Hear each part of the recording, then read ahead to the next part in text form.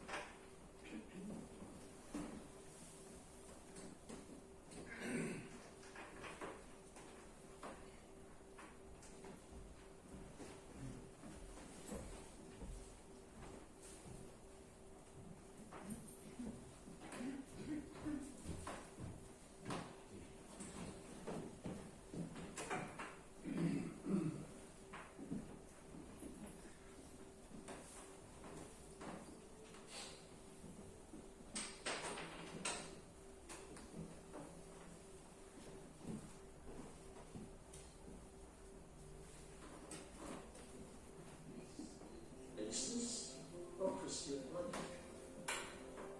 But the problem nowadays is that people don't know what faith is. The church is in trouble. You'd agree with that, wouldn't you? The trouble, eh?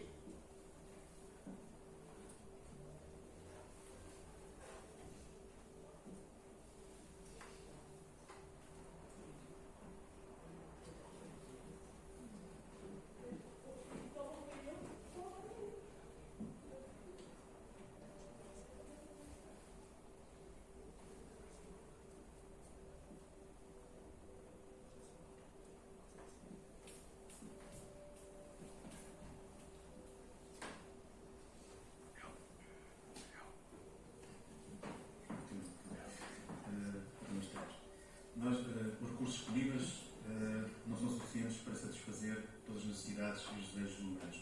Vemos isso com o petróleo. E é neste contexto que surge mais ou menos há 246 anos a economia, que é a ciência que estuda as formas de comportamento humano resultante da relação existente entre as necessidades ilimitadas a satisfazer e recursos escassos. Para isso foi desenvolvida uma ferramenta para estarmos mais perto do mercado, dos diversos, digamos, públicos, para os perceber e adivinhar as suas necessidades, que é o marketing. Até finais do século XIX, a grande questão para as empresas era produzir e não vender.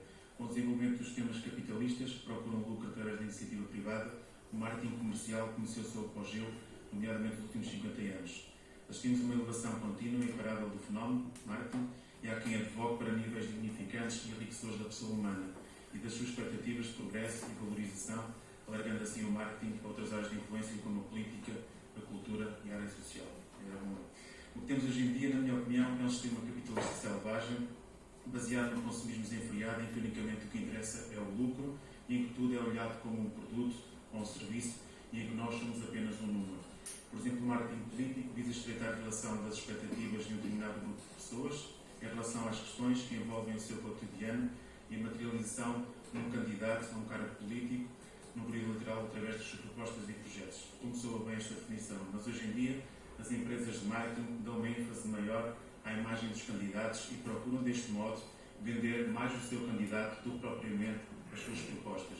A sua imagem está até o ínfimo pormenor tem de vestir determinada roupa, até a cor da gravata é importante. Nas entrevistas tem de se comportar de determinada maneira para nenhum gesto possa manchar a sua imagem. Infelizmente, o marketing, nos últimos anos, também entrou em algumas igrejas evangélicas, em que olham para os eventuais crentes como clientes e definem estratégias como lhes vender o Evangelho, obtendo deste modo consideráveis proveitos. Noutras igrejas, como os crentes não vão à igreja, a igreja vai até eles aceitando os princípios do mundo moderno. Hoje em dia é muito fácil definir uma estratégia de marketing para constituir uma igreja. Em primeiro lugar, basta ter um pastor carismático que fale em público com desenvoltura e que saiba citar versículos, cantinos no tom certo, seja simpático e bem-humorado e trato pessoal.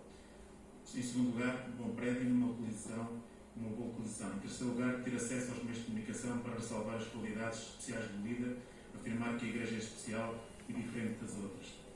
Em quarto lugar, proclamar a teoria da prosperidade, em que prometem milagres a torto e a direito e em que os fiéis devem desfrutar de uma excelente situação financeira, de saúde, entre outros.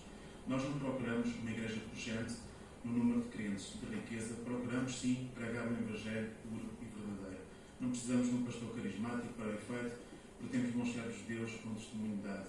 A minha igreja é uma comunidade universal de pessoas salvas ao longo dos tempos, homens e mulheres que, respondendo pela fé, são batizados em Cristo. Gálatas 3:27. Os crentes obedientes tornam-se parte do corpo de Cristo ao serem batizados, são salvos pelo sangue de Cristo. Efésios 1:7.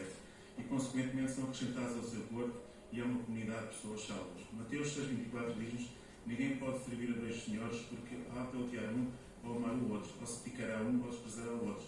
Não podeis servir a Deus ou a Mamon. Nosso Senhor Jesus Cristo fez curas e derramou bênçãos, mas isso nunca foi e nunca será o melhor de Cristo, porque Ele veio anunciar a verdadeira vida eterna, aquela que recebemos quando morremos, e não como obter sucesso na nossa vida carnal. João 14:6 diz-nos, disse Jesus: eu sou o caminho, a verdade e a vida, ninguém vai ao Pai senão por mim. Jesus Cristo deu os milagres, as curas, conforme atraiu a atenção do povo. Ele conseguiu, e muitas igrejas procuram imitá-lo, fazendo milagres a todos e direto. Porém, Jesus, depois de atrair a atenção do povo, pregava a humildade, a conversão genuína, o abandono do pecado, a fé e o amor. Mateus 6:19. Não junteis tesouros na terra, onde a traça e a ferrugem tudo consomem, e onde os ladrões minam e roubam. Se alguém quer de facto ser rico, investe em sentimentos puros e verdadeiros, pois é isso que realmente importa, as demais coisas são passageiras. Deus quer transformar o homem, e a teologia ou teoria da prosperidade só afeta o exterior e não o interior. Deus abomina a idolatria. Na primeira carta aos Coríntios 6:9, Deus alerta para que os idólatras não herdarão o reino dos céus. Em Êxodo 23, lemos que não terás outros deuses diante de mim. Também é verdade que a Igreja precisa ter exemplos de vida com Deus em todas as áreas. O apóstolo Paulo era uma referência para a época. Filipenses 3:17. Sede também meus imitadores irmãos e tendo cuidado, segundo o exemplo que temos em nós, pelos que assim andam. Alguns ídolos gospel, hoje em dia, fazem exigências materiais para ministrar a palavra e cantar, solicitam bons hotéis e bons cachês. Eu nunca li em lado nenhum que Jesus tenha cobrado alguma coisa para exercer o seu ministério e morrer por nós na cruz. Nem que Paulo tenha cobrado cachê para ser preso com Silas nas piores prisões da época. Paulo nunca mudou nenhuma viagem por não satisfazer as suas exigências. As pessoas precisam é de humildade, simplicidade e saber que viver é Cristo e morrer é lucro. Filipenses 1:21. Quanto aos ídolos que se levantem, porque nós não precisamos deles. Gênesis 35:2. Então disse Jacó à sua família e a todos os que eles estavam: tirai os deuses estranhos que há no meio de vós, purificai-os e mudai as vossas vestes. Que caminhemos com Deus e que sejamos cristãos exemplares. E então agora vou passar em isso, por favor.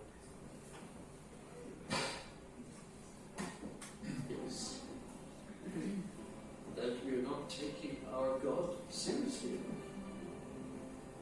What's the proof of that? Why, that we're not taking His word seriously. That we're not making sure that our faith matches the teaching of Scripture. We don't even seem to be interested in finding out. That's not good enough.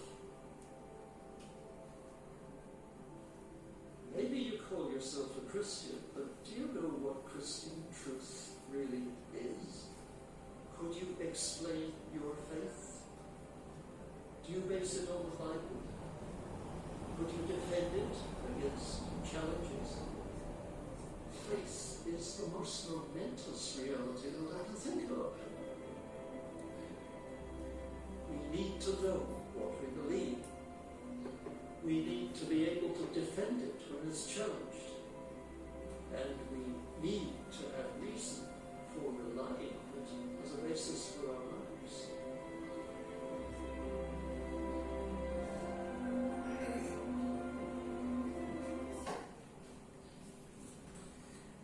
Sublime graça e salvação um pobre como eu, que a mim pediu e cego achou, salvou e a vista dele.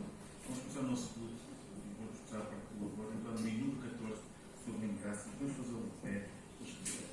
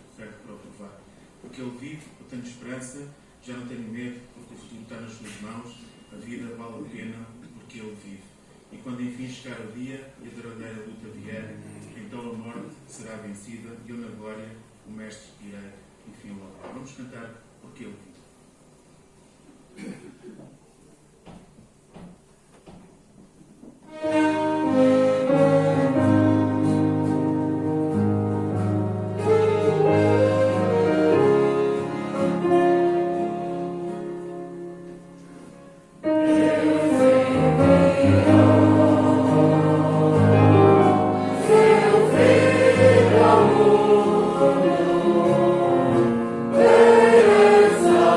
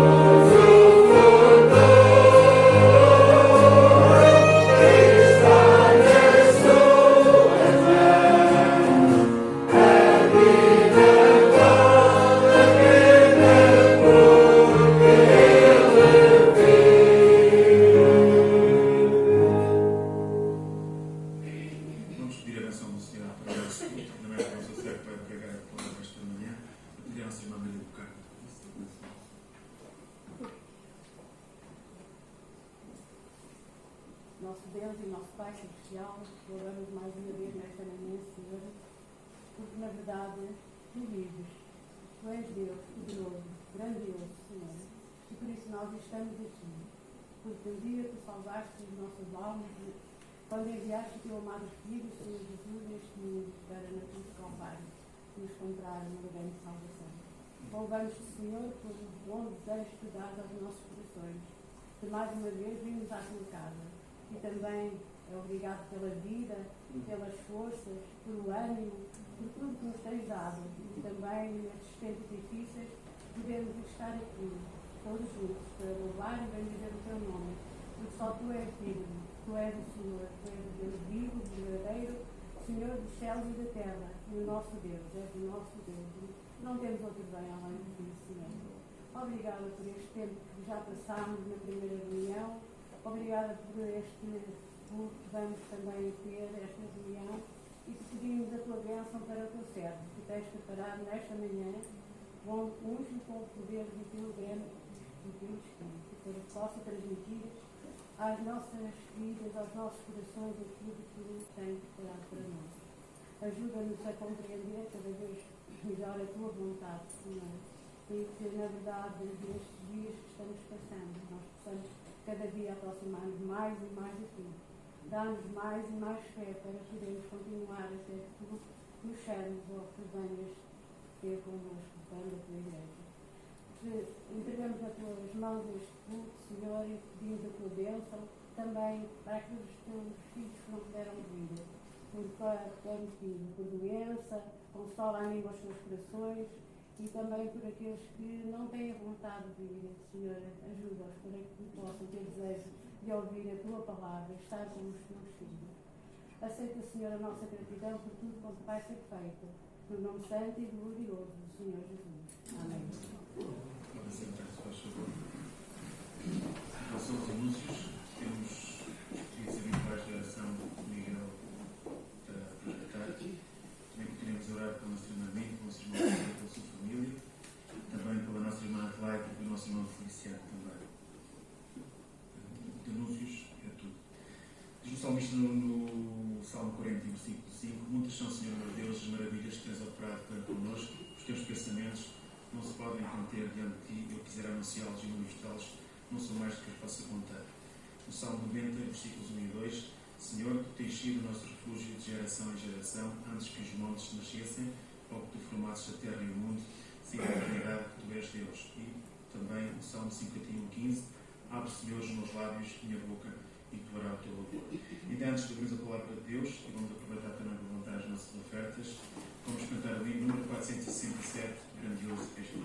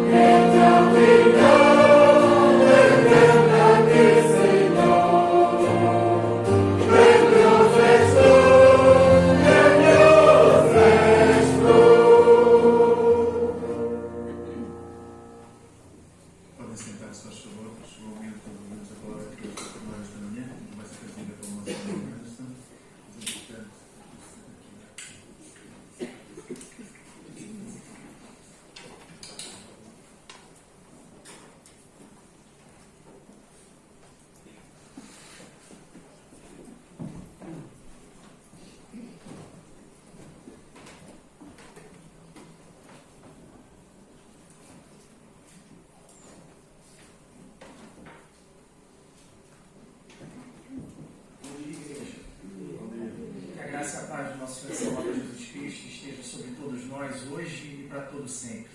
É bom estar de volta. Só um minuto que eu vou tentar conectar aqui e, se Deus quiser, não teremos os mesmos problemas que infelizmente vemos ali no vídeo.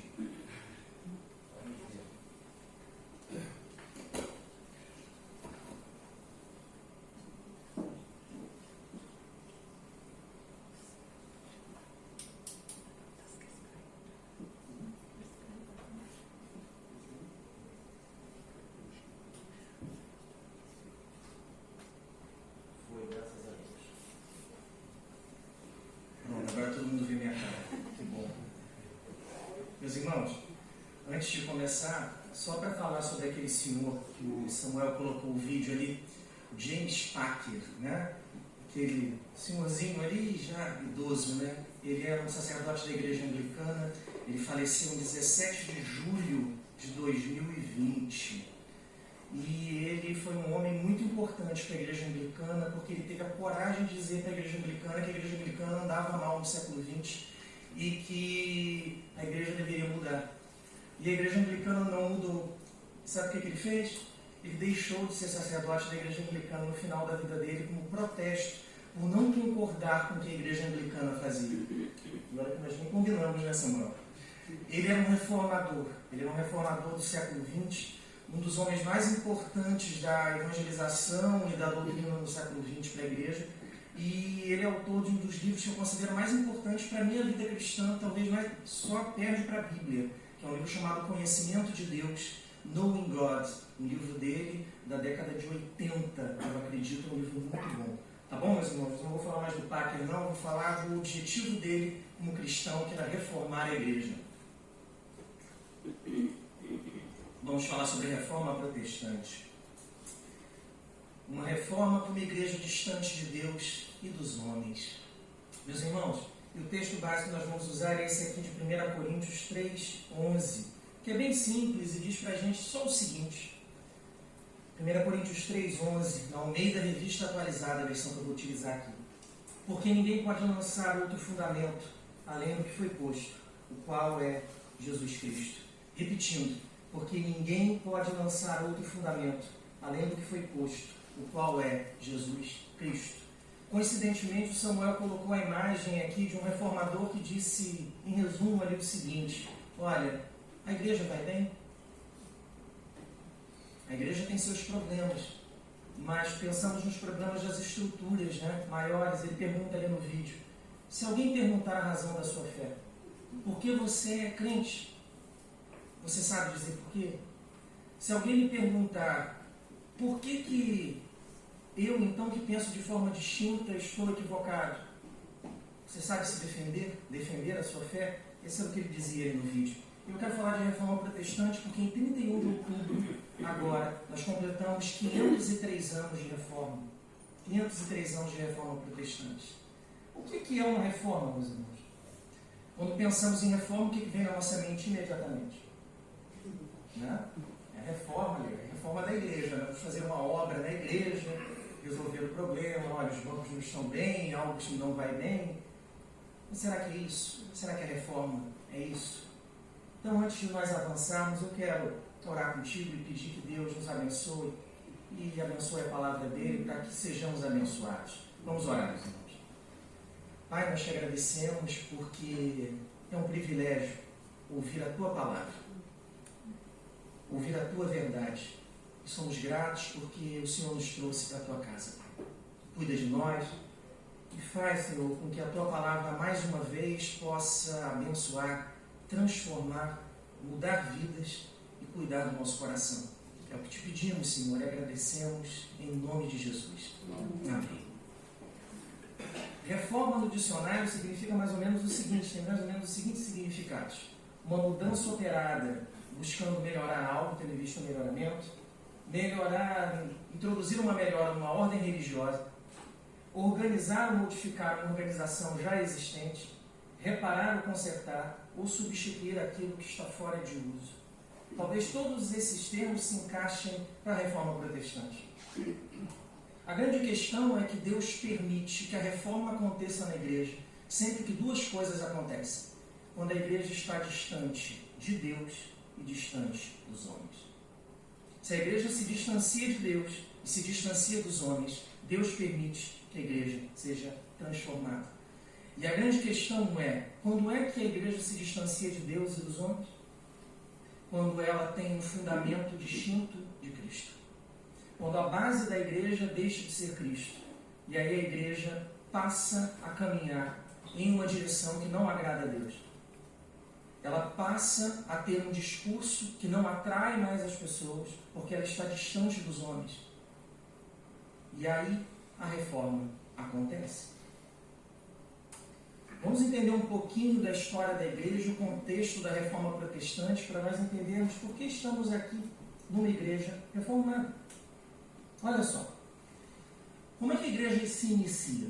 A igreja se inicia, entre os anos 30 e 33, alguns chamam de colégio apostólico, outros chamam de período inicial da igreja, enfim, é dos anos 30 a 33, que é o ministério de Cristo, junto aos apóstolos, no qual Jesus rompe com uma estrutura que estava longe de Deus e longe dos homens. E aí nós pensamos assim, mas por que Jesus rompeu com o judaísmo, se a base do judaísmo eram as escrituras e as tradições passadas por Moisés para o povo? Então não tinha razão para Jesus romper com o judaísmo. Jesus não rompeu com o judaísmo. Jesus rompeu com essa estrutura aqui. Essa era a estrutura que estava distante de Deus e distante dos homens. Qual era a estrutura do judaísmo? Primeiro, fariseus, os homens da lei. Segundo, os saduceus, homens que acreditavam em uma espiritualidade, mas uma espiritualidade distinta daquilo que a Escritura dizia. Essênios, um povo que clamava que o judaísmo havia se corrompido e eles deveriam se isolar no deserto. Qualquer semelhança com João Batista não é mera coincidência. Herodianos, um grupo que entendia que Herodes era o Messias. Publicanos, que são os cobradores de impostos. Sacerdotes, escribas, homens que eram responsáveis por copiar a legislação. Zelotes, aqueles que acreditavam que a luta armada traria o Messias e libertaria Israel. E os samaritanos, que acreditavam que os judeus estavam corrompidos e que eles é que tinham a religião verdadeira. Repara que em momento algum eu falei acerca de escrituras, de fé, de salvação. Nada. Eles eram grupos políticos que se distanciaram de Deus e se distanciaram dos homens. Quando isso aconteceu, a reforma estava pronta para acontecer. E o próprio Cristo, o próprio Deus, iniciou a reforma da igreja. Ele criou algo novo, ele construiu um fundamento que era o próprio Cristo. Depois dos anos 30 a 33, nós passamos para o segundo momento da igreja. Uma igreja primitiva ou cristianismo primitivo, que vai dos anos 33 a 100. Quais são as características dessa igreja? Primeiro, ministério dos apóstolos e dos discípulos. Discípulos de primeira e segunda geração. O que acontece além disso? Intensa perseguição à igreja dos judeus e do Império Romano. Intensa perseguição. A ponto dos judeus serem expulsos de Jerusalém 70 depois de Cristo por serem considerados incontroláveis. Distanciamento entre a igreja e o Império Romano. O Império Romano tinha aversão à igreja e perseguia a igreja a todo custo. Lembro do Nero, que crucificava cristãos na Via Ápia e a partir das 6 da tarde ateava fogo nas cruzes, obviamente com os cristãos crucificados, para iluminar a estrada no período da noite. Que coisa. Além disso, a igreja ela era governada em um sistema conciliar, interdependência. Quando algo importante deveria ser decidido, as igrejas se reuniam com seus líderes e decidiam. Eu coloquei aí, interdependência.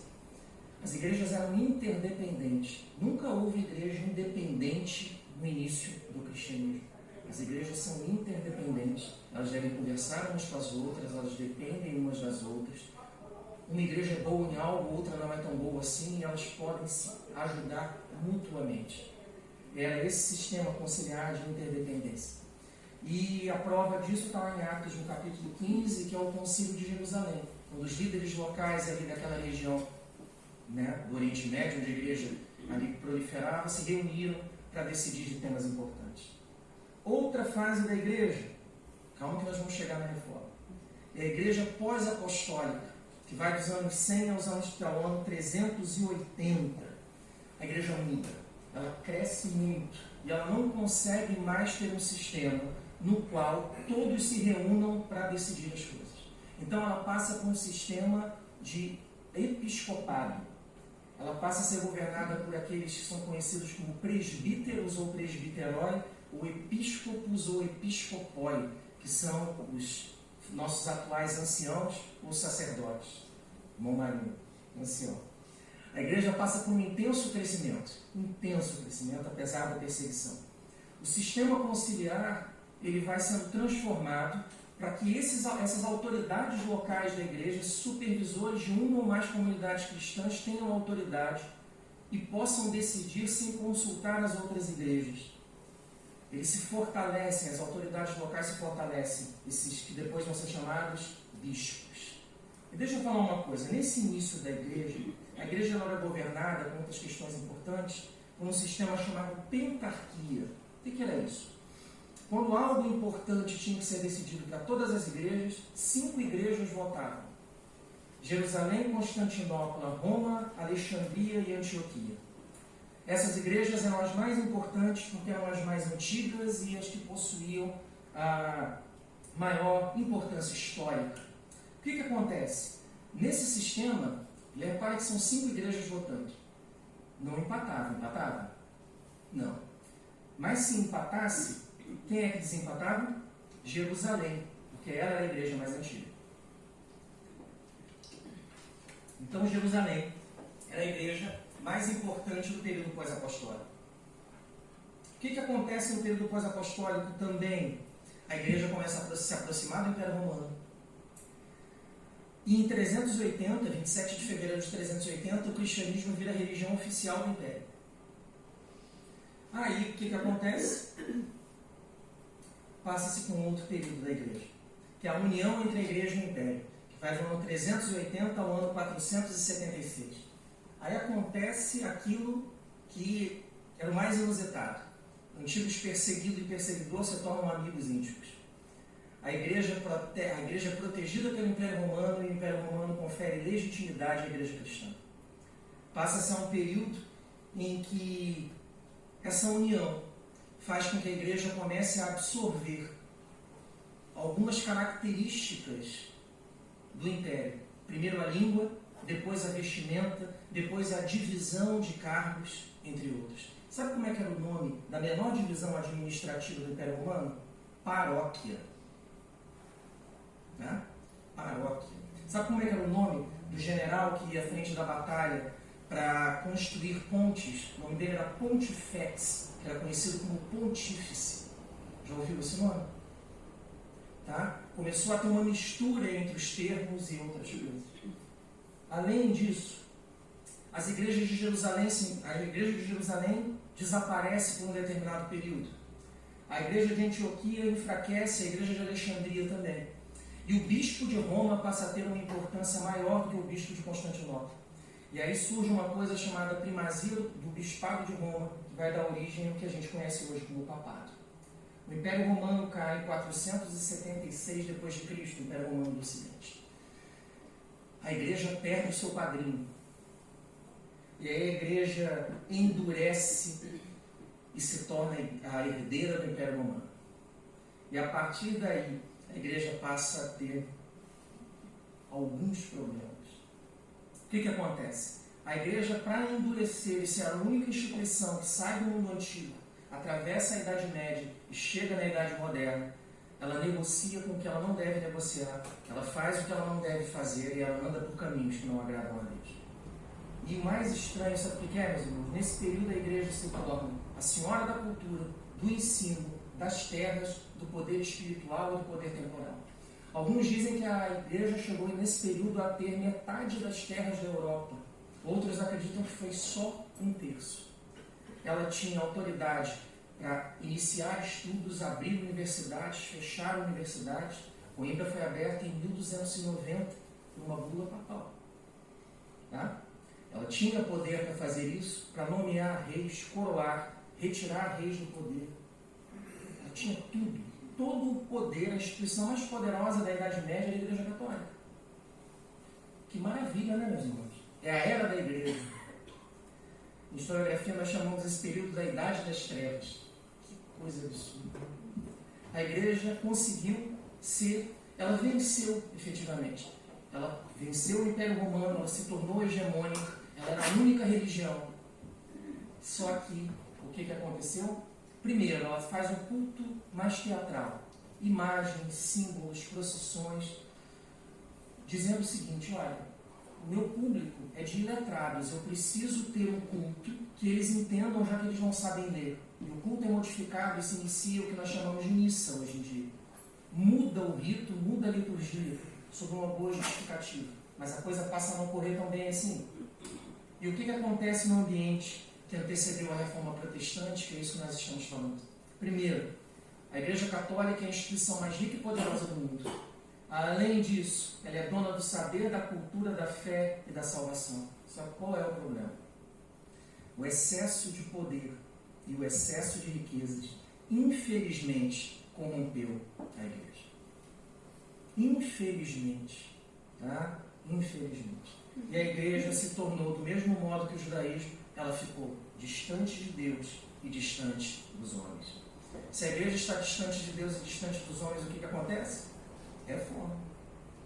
Como é que a Igreja estava distante de Deus? Primeiro, a Igreja Católica não tinha concorrência. Sem concorrência, ela ficou desleixada com o ensino, com a doutrina, com o modo de buscar evangelizar. Ela falou: olha, eu estou bem, eu tenho a unanimidade aqui, eu estou sozinha, eu não tenho concorrência. E ela se desleixou. A tradição se tornou maior do que a palavra de Deus, do mesmo modo que aconteceu com o judaísmo. E o poder corrompeu a igreja e a doutrina da igreja. Além disso, o culto era celebrado em uma linguagem que o povo não compreendia, em latim. A Bíblia estava em latim e ninguém conseguia consultar as Escrituras para ver se o que era dito e o que era falado estava correto ou incorreto. Então, a situação ficou bem complicada. O que mais que a igreja fez e que ficou distante de Deus? A partir do século X, a igreja entra num período que é chamado de o século de ferro da igreja. O que é isso? O papado se degenera por completo. O que acontece? Primeiro, o Filipe IV da França, rei, determina a prisão do Papa. O Papa é preso na França. Preso. Segunda coisa, o Papa seguinte foi nomeado numa votação de conclave comprada e ele foi colocado um Papa francês. E esse Papa francês tira a sede do papado de Roma e leva o papado para a França, para Avignon. Outra coisa, na sequência, entre 1378 e 1417, 3 papas simultaneamente, em 3 cidades diferentes, dizendo que ele era o Papa e que o outro era maldito de Deus. A igreja se perdeu por completo. E aí as heresias começaram a se proliferar. A partir do ano 300, mas depois elas foram se ampliando. E por que eu estou falando sobre tudo isso? Para que nós possamos entender por que a reforma aconteceu, por que nós estamos aqui. Nós temos o péssimo hábito dentro do cristianismo reformado de dizer o seguinte: o que é católico? O que é ser cristão reformado? É não ser católico. Em alguns momentos, alguém entende que ser evangélico é falar mal da igreja católica. Ser evangélico é muito mais do que isso, mas nós precisamos compreender as razões da reforma. Olha lá as heresias: 310, oração pelos mortos. E aí começa a descer a ladeira. 320, uso de velas. 375, veneração aos anjos e santos falecidos. 394, começa a missa, um rito distinto do que era feito anteriormente. 431, a veneração a Maria. 600, as missas passam a ser obrigatoriamente em latim. 610, a consolidação da doutrina que o bispo de Roma liderava todos os demais membros da igreja. 788, doutrina de adoração à cruz e às relíquias dos santos. 850, água benta. 1079, celibato obrigatório, freiras e padres são proibidos de casar. 1090, uso do rosário. 1190, defesa das indulgências. Indulgências, em resumo, é o seguinte: quando eu peco, o meu pecado tem um efeito temporal e espiritual. Quando eu me confesso com o padre, o efeito espiritual desaparece. mas o efeito temporal do pecado permanece e eu tenho que pagar esse pecado aqui, ou no purgatório.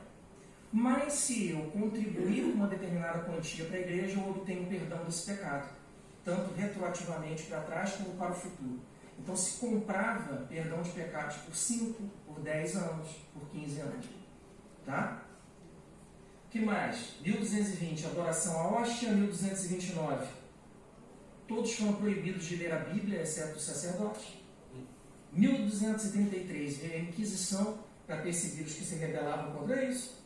1287, o escapulário, que é um símbolo que se utiliza no pescoço, que retira a pessoa do purgatório no terceiro dia após a sua morte. 1414, o vinho não é mais distribuído nas ceias, na Eucaristia, só para o sacerdote.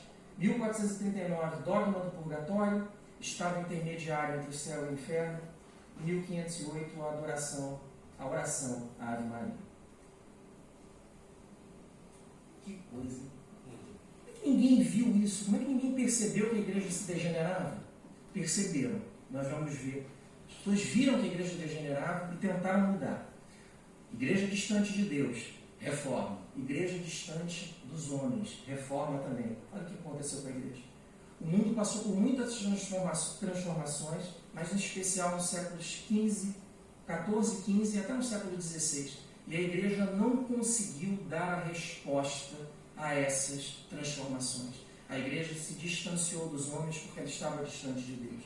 Olha só, fim da Idade Média, fim do regime feudal, início dos Estados modernos e nacionalismo, renascimento das artes e das ciências, expansão das cidades, a era dos descobrimentos, crescimento do comércio e do capitalismo, a Terra deixa de ser o centro do universo e descobre-se que a Terra, que na verdade gira ao redor do Sol, é o heliocentrismo, antropocentrismo, Deus sai do centro e o homem entra como centro da história naquele período, violências, guerras e epidemias.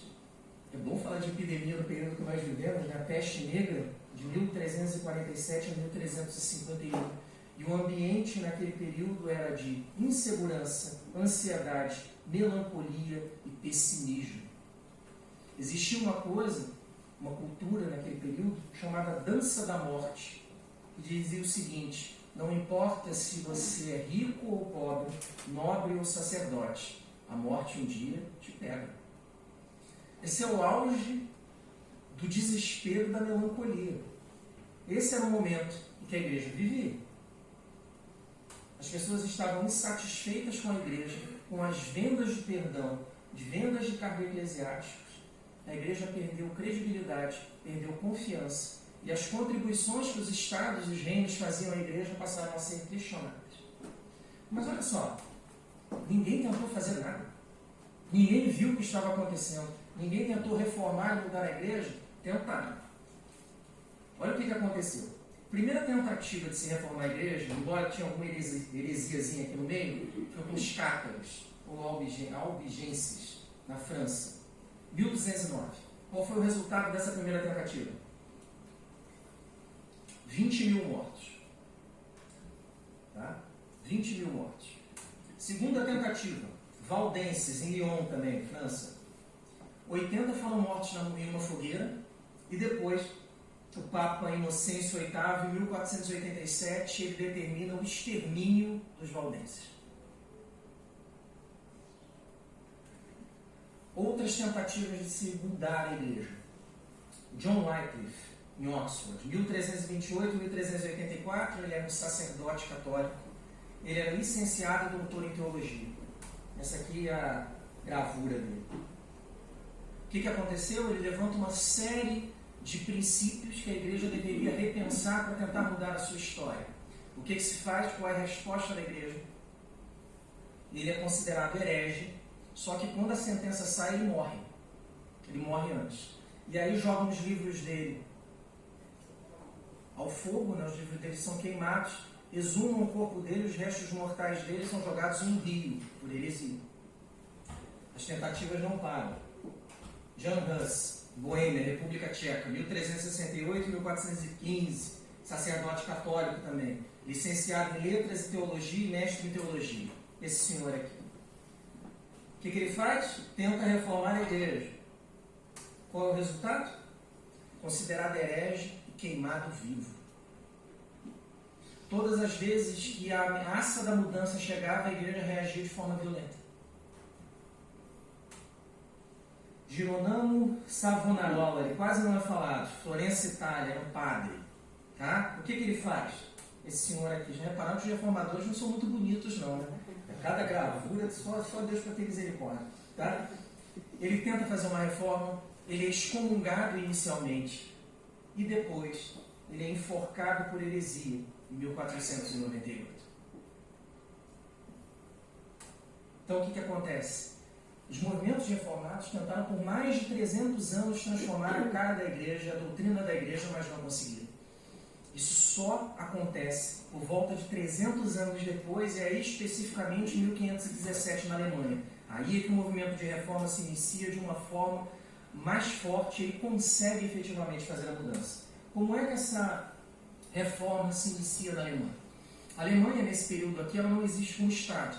Ela faz parte de um grupo chamado Sacro Império Romano Germânico. E havia eleição para esse império, para esse imperador. Ele era um imperador eleito. E o que acontecia? Era um colégio eleitoral que nomeava esse imperador. Esse colégio eleitoral ele era composto por 4 príncipes da região e 3 arcebispos. Só que qual é o problema? A vaga de arcebispo, uma vaga de arcebispo estava vaga. E aí o que aconteceu? A família de um jovem menor de idade, que tinha muito dinheiro, resolveu fazer o seguinte: olha, se nós conseguirmos nomear o imperador, nós teremos mais poder ainda. Então vamos comprar a vaga de sacerdote para o nosso filho. Então eles compraram a vaga de sacerdote junto ao Papa Leão V, compraram a vaga. E não tinham dinheiro para comprar essa vaga, então eles fizeram o seguinte: eles pediram um empréstimo bancário. O menor de idade, que era leigo, foi nomeado sacerdote, com a vaga tendo sido comprada com a anuência do Papa. Aí depois as pessoas perguntam: mas por que a reforma aconteceu? Olha o tipo de coisa que acontecia. E aí, qual foi o problema? Precisava se pagar o empréstimo. Claro, bancário, banco, né, não vai deixar de cobrar. Sabe qual é a sugestão que o Papa dá para se pagar o empréstimo? Vamos fazer uma venda de indulgências na Alemanha e vamos dividir o dinheiro. Metade da venda vai para o cofre da igreja, da Basílica de São Pedro em Roma, para a construção da igreja, e a outra metade paga o empréstimo do dinheiro que vocês me pagaram, que vocês me deram para eu nomear esse sacerdote leigo. E aí o que acontece? Começa a venda de indulgências na Europa, todo mundo sabendo dessa história, e o Johann Tetzel, que era o responsável pela venda, um sacerdote, chega em Wittenberg. Quando ele chega em Wittenberg, ele começa a fazer a venda das indulgências, e os fiéis da cidade compram esse perdão dos pecados e passam a não ir mais à igreja. E aí o sacerdote dessa comunidade procura os irmãos e diz: meus irmãos, por que os irmãos não vêm mais à igreja? Olha, padre, nós até tínhamos interesse em vir à igreja, gostamos muito do senhor é muito simpático, mas eu comprei um documento aqui que me dá perdão de pecados por 1 ano e diz que eu não preciso nem me arrepender. Ah, olha, não vou mais não, vou ficar em casa, tá bom, vou assistir televisão aqui. Não tinha na época, né? Mexia aqui no telemóvel em casa, ao invés de ir para a igreja. E aí esse sacerdote vê isso, vê o esforço das pessoas, primeiro, que não tinham condições financeiras e compram essa bula de indulgência ou bula de cruzado, e deixam de ir à igreja, passam a não estar mais em comunhão, e ele fala: deve ter alguma coisa de errado nisso aí, não é possível. E a história que está por trás disso é super complicada. Foi para pagar a compra de um cargo por um sacerdote que era leigo. E aí esse sacerdote resolve se manifestar. Esse sacerdote era Lutero, que também, já viram pela cara do reformador, também não é muito bonito, né? Deve ter sido antes. Então Lutero resolve se manifestar com relação a isso, e ele coloca na igreja em que ele pastoreava, que era a igreja de Wittenberg, que ele era sacerdote, ele coloca as 95 teses, dizendo que esse comércio estava equivocado e que a comunidade que ele estava à frente já sentia o efeito dessas práticas. Olha, vocês vendem esse documento. Esse documento é para pagar algo desonesto.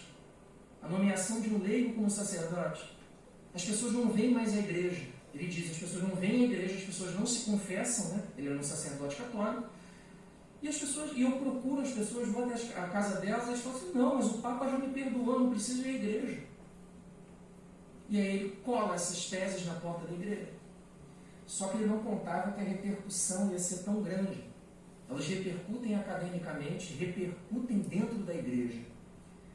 E aí o Papa Leão X descobre o Lutero. E aí, para mim, é o maior absurdo da reforma. Ele edita uma bula, Exsurge Domini, e ele diz o seguinte, olha, o Lutero escreveu 95 teses. 54 estão corretas. 41 estão equivocadas. Quer dizer, o Lutero ganhou por mais de metade. Então, assim, olha que absurdo. Ele reconhece que parte do que o Lutero diz está correto, parte do que ele diz está equivocado. Só que o que ele deveria fazer então? Então vamos tentar, já que essa parte aqui que está correta, vamos tentar consertar a igreja. Não. Ele edita a bula e fala, olha, Lutero, você tem 70 dias para se retratar, senão excomunhão. Excomungado. E aí o Lutero queima a bula de excomunhão, é levado para um tribunal civil para ser julgado por heresia, chamado de dieta de Worms, e ele é preso. Um dos príncipes, o príncipe Frederico, não deixa que a pena seja aplicada e leva ele para ele ficar protegido num castelo. Ele fica em prisão domiciliar nesse castelo, escondido. E aí lá é que ele traduz a Bíblia para o alemão. E aí a reforma começa a ganhar corpo na Alemanha, Suécia, Dinamarca, Noruega e Islândia. Esse é o primeiro pilar da reforma protestante. Segunda parte da reforma protestante, Suíça, o Rico Zwinglio, um nome triste, é pior do que Anderson, sacerdote católico, licenciado e mestre em teologia. Reformadores, eu já falei, não são bonitos, olha só que tristeza. Tá? Ele deixou a igreja católica e buscou fundar uma igreja reformada. O que aconteceu? A igreja, obviamente, foi super solícita, quis conversar com ele. Ele foi morto, esquartejado e queimado em 1531. Tá? Outro movimento de reforma, o movimento anabatista, 1522. Queriam romper com a igreja católica, romper com tudo, destruir imagens, destruir as igrejas e mudar o culto por completo. E eles diziam o seguinte, se alguém foi batizado na igreja católica, precisa ser rebatizado, porque o batismo não valeu. Porque o princípio pelo qual o batismo foi feito é equivocado. Daí vem o nome anabatista, não batismo, ou rebatismo. Tá? Qual o resultado desse movimento? Milhares foram mortos entre 1525 e 1650. Outro movimento reformado, e aí é o último movimento principal, não vou falar do movimento anglicano, que é o João Calvino, a partir de 1536, que dá origem à igreja calvinista ou presbiteriana, que é a igreja originária minha. Calvino é fundador da Igreja Reformada em Genebra, ele é licenciado em Direito, Literatura e Teologia e doutor em Direito. Ele é que publica as Institutas do Calvino, que é a grande sistematização reformada que nós temos, as principais doutrinas da Igreja Reformada. E com ele a reforma chega até a França, Inglaterra, Holanda, Hungria e Escócia. E para não fugir à regra, realmente também um dos mais bonitos, o rapaz aqui. Mas olha só, meus irmãos, por que eu quis falar de reforma hoje, fugindo até um pouco do meu estilo dispositivo e deixando uma parte mais histórica aqui para os irmãos? Sabe por quê? Nós comemoramos a reforma, mas nós não entendemos o sacrifício que foi feito para que nós estivéssemos aqui hoje, para termos a liberdade que nós temos. Esses homens que nós mostramos aqui, que eu passei aqui para os irmãos, eles lutaram com um gigante, que era a igreja tentando se defender e acreditando que ela não poderia deixar que a mudança acontecesse, porque senão ela se prejudicaria. E o problema é que a igreja muitas vezes pensa isso ainda hoje. Eu não estou falando de igreja católica não, estou falando da nossa igreja, de todas as igrejas cristãs reformadas. Nós temos aversão às vezes à mudança. Não podemos ser assim. Conclusões então, meus irmãos, olha só. Por que a reforma aconteceu? Por que celebramos a reforma em 31 de outubro? Sabe por quê? Porque a Igreja Católica construiu sobre outros fundamentos distintos de Cristo. Ela usou como base outros fundamentos que não Cristo. E aí, quando isso acontece, a Igreja se distancia de Deus, se distancia dos homens e a reforma acontece. Além disso, os reformadores lutaram por mais de 300 anos para que a reforma acontecesse. Mais de 300 anos. Eu vi uma vez uma palestra de um senhor, ele disse o seguinte, que as Bíblias que nós temos foi escrita com sangue daqueles que lutaram para que nós estivéssemos aqui. Meus irmãos, hoje nós temos Bíblia da mulher, Bíblia do jovem, Bíblia da mulher casada, Bíblia da mulher solteira, Bíblia do jogador de futebol. Nós temos tudo quanto é Bíblia, Bíblia de estudo, de letra grande, letra média, letra pequena, Bíblia bonita, Bíblia com gravura. Tudo isso foi porque Deus permitiu e levantou homens e mulheres para que nós tivéssemos isso. Nós temos Bíblia no telemóvel. Aí sabe o que nós fazemos?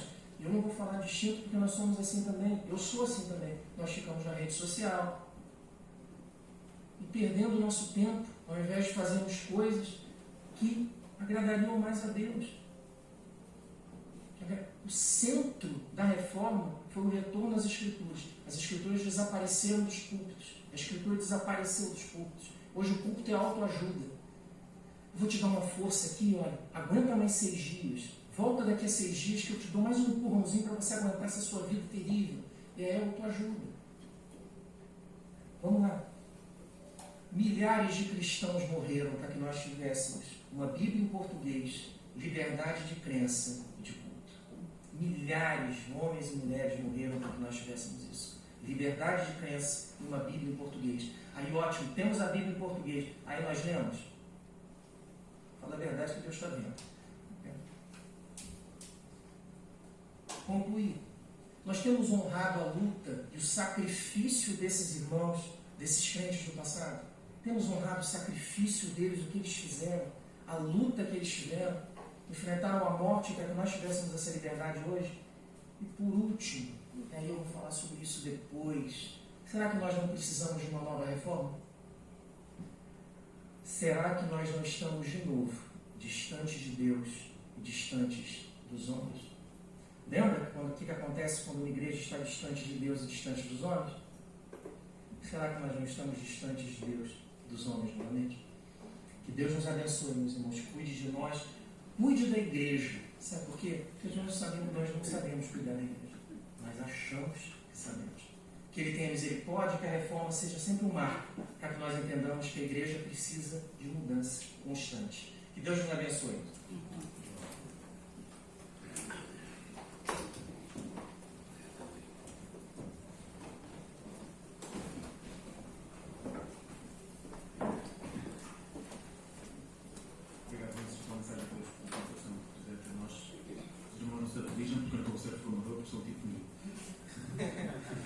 Vamos então encerrar o nosso culto. Eu queria apenas uma música com essa explicação.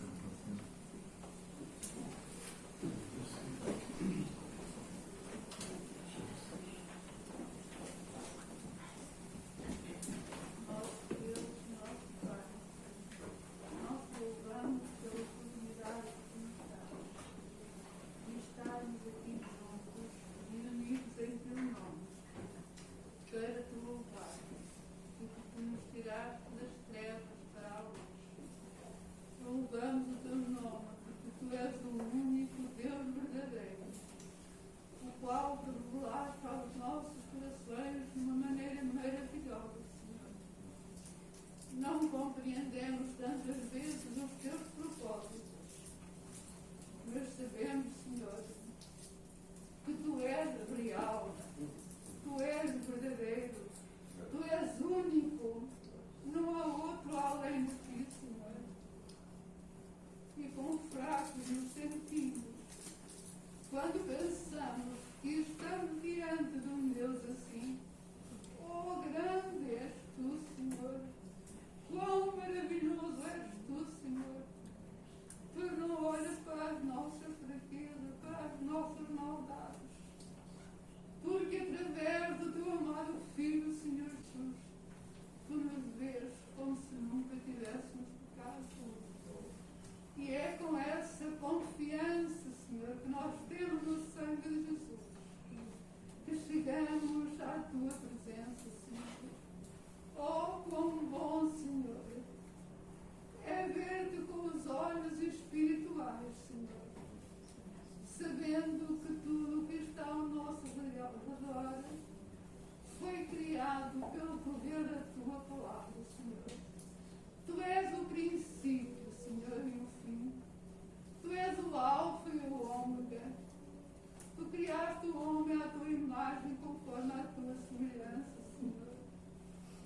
Oh, Senhor, a minha mente, as nossas mentes são fracas para compreender tão grande poder. Nós louvamos-te porque nos sentimos envolvidos em ti, somos teus. Este mundo não é nosso, para nada aproveita, mas esperamos, Senhor, estar num mundo novo, pelo teu grande amor que tiveste para conosco. E louvamos-te, ó Deus, também pelos conhecimentos que nos deste desta manhã, através do teu servo. Abriste mais um pouco os olhos do nosso entendimento para compreendermos tão grande poder.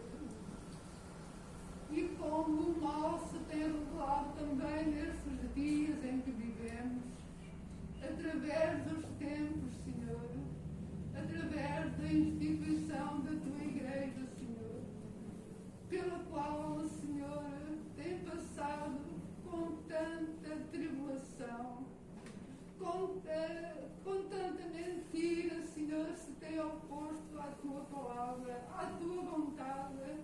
Os homens levantam estratégias, Senhor, para esconder a verdade. Senhor querido, precisamos da luz do teu Evangelho, da luz do teu Espírito.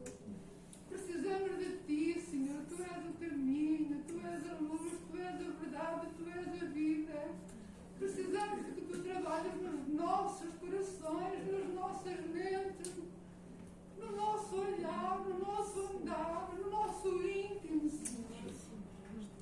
Pois tu sabes, Senhor, que a tua criação foi corrompida pelo mal, Senhor. Amado e querido Salvador, oh, como sentimos o pecado a desgraça, a miséria que reina neste mundo. E isso apaga a verdade do teu Evangelho, Senhor. E quão triste é quando essa mentira, esse orgulho, essa vaidade, essa personalidade humânica e adâmica, Senhor, se quer interromper no meio do teu povo, Senhor. Se quer meter, Senhor, no meio dos teus filhos, no meio da tua igreja, no meio da tua noiva, Senhor, para estragar o trabalho da cruz. Amado Senhor, nos dias em que vivemos, em que o homem quer ser o maior, o homem quer ser soberano a ti, Senhor, quer saber mais do que tu. Oh, Senhor querido, como o diabo procura ofuscar este mundo. Senhor, tu estás conosco, tu conheces os corações. Oh, Senhor, umedece-os, faz-os sensíveis ao poder do teu Espírito Santo. Que cada um, Senhor, se possa deixar moldar por esse poder e abrir os olhos do nosso entendimento para podermos ver o caminho, a verdade e a luz. Senhor amado, que cada coração, que cada vida na tua presença neste lugar se possa deixar entregar-se totalmente nos teus braços com corações sinceros, com o desejo de te agradar.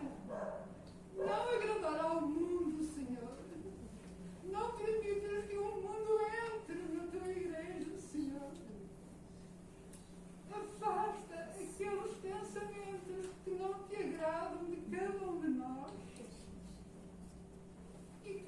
povo aqui, Senhor, se possa entregar nos teus braços e dizer: faz de mim, Senhor, o que for da tua vontade.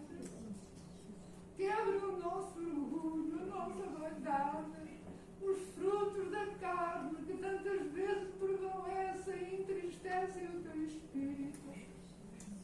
Ó Senhor, que abunde no nosso meio os frutos do teu Espírito Santo. Que possamos ser sinceros, Senhor, uns para com os outros, amados uns para com os outros, humildes uns para com os outros, para que o teu nome seja glorificado. Senhor, a nossa alma te agradece. Não temos palavras, Senhor, mas que a cada dia possamos olhar para o nosso caminhar, para os nossos pensamentos, para as nossas ações, para as nossas atitudes diante de Ti e diante deste mundo. Perdoa-me, Pai Santo dos céus, entrego tudo o Teu cuidado e peço-Te que, sob a Tua paciência, perdoa os nossos pecados, Senhor, e possas abençoar o povo reunido nesta manhã aqui neste lugar, e não só, em toda a face da terra, que o Teu Espírito possa consolar a Tua igreja. Senhor, Tu me entrego a Ti. Eu não posso fazer nada sem o Teu poder. E que cada um, Senhor, possa fazer o mesmo. Porque Tu só queres o nosso bem. Dá-nos forças para resistir ao mal. É o que te pedimos nesta manhã, com louvores e ações de graças, no nome santo